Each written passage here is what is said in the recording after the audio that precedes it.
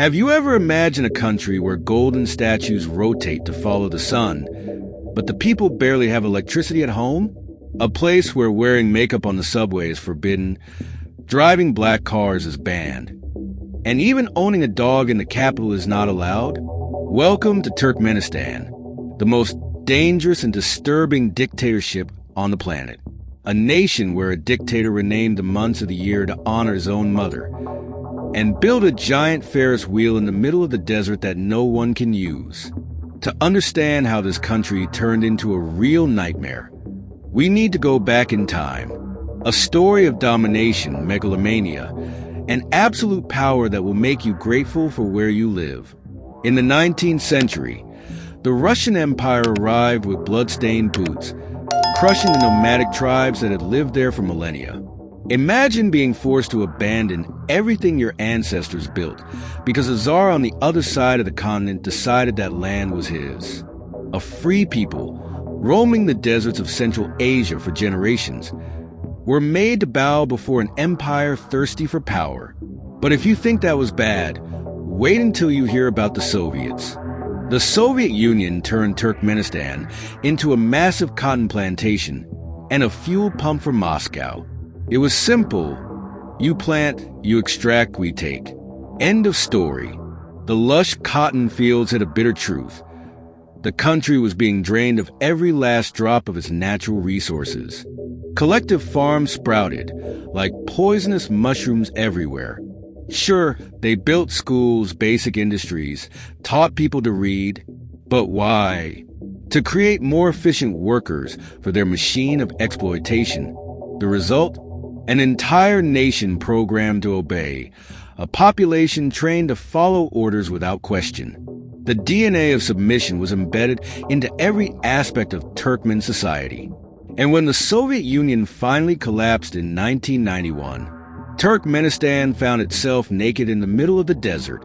No infrastructure of its own, no independent economy, still chained to gas and cotton exports to Russia. A paper-thin independence, masking a brutal economic dependence. Decades of exploitation had created a country incapable of standing on its own. It was precisely in this desperate and vulnerable scenario that the stage was set for the rise of one of the most bizarre and authoritarian regimes the world has ever seen. It was in this chaos and despair that a figure emerged, transforming Turkmenistan into his private kingdom of madness. Saparmurat Niyazov, a man who wasn't satisfied with just being president. He wanted to be a god. Niyazov, the first president of independent Turkmenistan, didn't take long to show his true colors. He declared himself Turkmenbashi, the great leader of the Turkmen, but great was only the beginning of his twisted ambitions. While the people struggled to survive in the void left by the Soviets, he crafted a regime that made Stalin seem like an amateur in the art of personality cults. And how did he amass so much power? Simple. By eliminating anyone who dared to breathe in his direction. Political parties? Banned. Opponents? They disappeared in the dead of night, swallowed by a secret police network that turned the country into a permanent state of terror. Torture, kidnappings, assassinations, all justified in the name of national stability. Niyazov's true wicked genius lay in his ability to sell this bloody dictatorship as a necessity. Look, he would tell the people, without me, you'd fall into chaos. And many believed him. After all, in a nation traumatized by centuries of foreign domination, the promise of a strong leader sounded like music, though that music was played with chains. The stage was set. The dictator was in power. And Turkmenistan was about to plunge into one of the most bizarre experiments in autocratic rule the world had ever seen. A regime where reality would be bent to the will of a single man, and absurdity would become the new normal. Monuments, golden statues, and massive portraits of Niyazov began to appear on every corner of the country. Cities, streets, and even the months of the year were renamed in his honor. State propaganda painted a narrative of heroism. portraying Niyazov as the savior who rescued Turkmenistan from Soviet influence and led it toward an era of greatness. One of the pillars of his propaganda was the _Runama_, a book he authored that served as a sort of national Bible. Introduced in 2001, the _Runama_ was a blend of history, morality, and nationalist philosophy. It was mandatory in schools, offices, and even religious ceremonies. To cement its place as the foundation of Turkmen identity, Niyazov went so far as to claim that reading the _Runama_ 3 times would guarantee entry into paradise.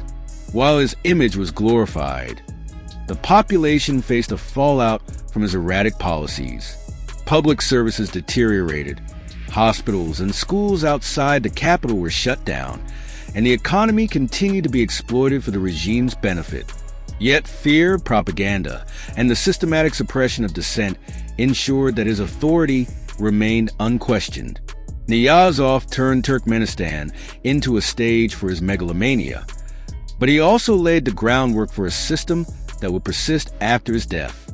After consolidating his political power, Saparmurat Niyazov turned his attention to the physical and symbolic transformation of Turkmenistan, with a particular focus on the capital, Ashgabat. The city would become a reflection of his grandiose vision, a paradise of white marble and gold symbolizing both his ambition and his disregard for the real needs of the population.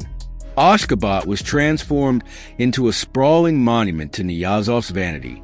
Skyscrapers, palaces, and monuments were constructed using imported Italian marble at exorbitant costs. In 2013, years after his death, the city earned a Guinness World Record for having the highest concentration of marble buildings in the world.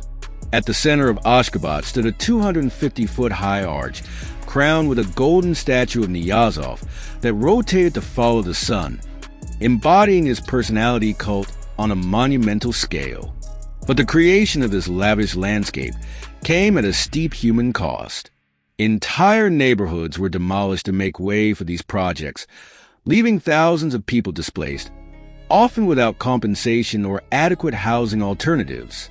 The lucky ones found homes in dilapidated buildings on the outskirts of the city. Others ended up in makeshift slums, living in dire conditions. Meanwhile, the marble-clad structures remained largely unoccupied, as most of the population couldn't afford to live in them. Beyond Ashgabat, Niyazov invested in extravagant projects that quickly became symbols of waste. Among them was a massive artificial lake in the desert that evaporated rapidly under the extreme heat, as well as zoos housing animals that couldn't survive the harsh climate. Even the few functional projects, like parks and fountains, were maintained in pristine condition, often at the expense of rational water usage in a country frequently plagued by water shortages. These ventures served to bolster Niyazov's image as a visionary leader, at least on the surface. In practice, however, the luxuries of Ashgabat starkly contrasted with the poverty endured by most Turkmens. While the ruling elite basked in opulence, ordinary citizens struggled with low wages, rising unemployment, and crumbling basic infrastructure. This glaring inequality became a defining symbol of the regime, where the facade of modernity concealed the harsh reality of a failed state. And even after his death, the obsession with monuments and luxurious constructions did not disappear. Niyazov's successor, Gurbanguly Berdimuhamedov, continued this legacy, adding his own touches of extravagance. Despite initial hopes that his government would mark a break from the past, Gurbanguly quickly showed he would uphold the authoritarian tradition of his predecessor. Although he implemented symbolic reforms, such as ending the mandatory inclusion of the _Runama_ in schools, these changes were superficial. Berdimuhamedov also cultivated his own personality cult, albeit more discreetly at first. Statues, portraits, and books authored by him began to appear across the country, promoting his image as a wise and modern leader. Meanwhile, he continued the grandiose construction projects, including the development of Avaza, a tourist resort on the Caspian Sea. Though marketed as the Turkmen Las Vegas, the resort remains virtually deserted due to strict entry restrictions into the country. However, Berdimuhamedow faced mounting economic challenges. Turkmenistan's heavy reliance on natural gas made it vulnerable to fluctuations in global energy prices, especially after 2014. This crisis led to cuts in basic subsidies like gas and electricity, which had been crucial in keeping the population subdued. Discontent began to grow, but ongoing repression and strict media control ensured that any opposition was swiftly crushed. Still, the regime found a lifeline in the Chinese market. The construction of gas pipelines to China secured a steady flow of revenue, allowing Berdimuhamedow to maintain an appearance of stability, while the population endured rationing, unemployment, and repression. This model of governance, fueled by natural gas and propaganda, kept Turkmenistan stagnant but under absolute control. While Gurbanguly Berdimuhamedow maintained stability through gas trade with China, he also ramped up repression and exploited the Turkmen labor force to the fullest. One of the regime's most cruel practices, inherited from the Soviet era, is the use of forced labor, especially in cotton harvesting. Each year, teachers, doctors, students, and other public employees are pulled from their jobs and sent to the fields unpaid to meet impossible quotas. This exploitation isn't limited to agriculture. Citizens face arbitrary wage deductions to fund state projects, while the government maintains strict control over the import of essential goods, leading to widespread shortages. With unemployment estimated at 70%, many are forced to accept any form of work, no matter how degrading, just to survive. Extreme repression prevents protests or any form of organization against these practices, further consolidating the government's grip on power. Additionally, Turkmenistan's isolation makes it nearly impossible for outside help to intervene. With its borders nearly sealed and strict restrictions on foreign entry, the regime minimizes international scrutiny. Meanwhile, the ruling elite siphons billions of dollars from gas revenues into personal accounts abroad, perpetuating a system of extreme inequality. In 2022, Turkmenistan experienced its first hereditary transfer of power in modern Central Asian history. Serdar Berdimuhamedow, Gurbanguly's son, assumed the presidency in an election widely considered fraudulent, marking the beginning of a dynastic regime. Though he promised to continue his father's policies, this change sparked modest expectations of reform among international observers. However, hopes for change quickly evaporated. Serdar, described as inexperienced and reliant, maintained the same authoritarian practices, with strict press censorship, state surveillance, and severe restrictions on freedom of movement. He also inherited his father's economic challenges, including extreme dependence on natural gas and the impact of global energy price fluctuations.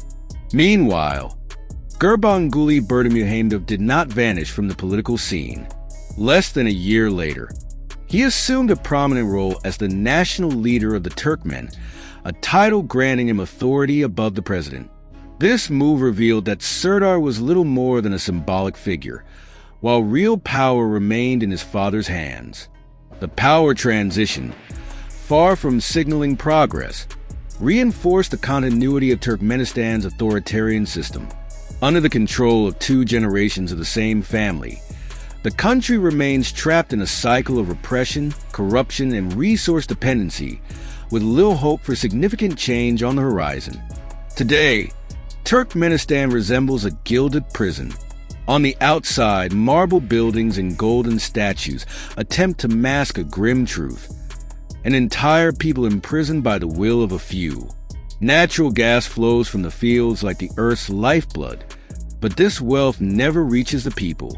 Instead, it fuels the delusions of grandeur of an elite that built a capital of white marble in the middle of the desert, while its citizens can barely put food on the table. The machinery of repression operates with the precision of a Swiss watch. Every whisper of dissent is silenced before it can become a word. Cameras watch, police listen, informants report. In a country where even liking the wrong post on social media can land you in a dark cell, fear has become the air people breathe. And the world?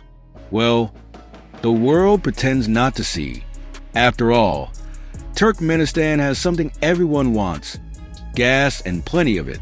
So, as China and Russia sign billion-dollar contracts, they also turn a blind eye to one of the most oppressive regimes on the planet.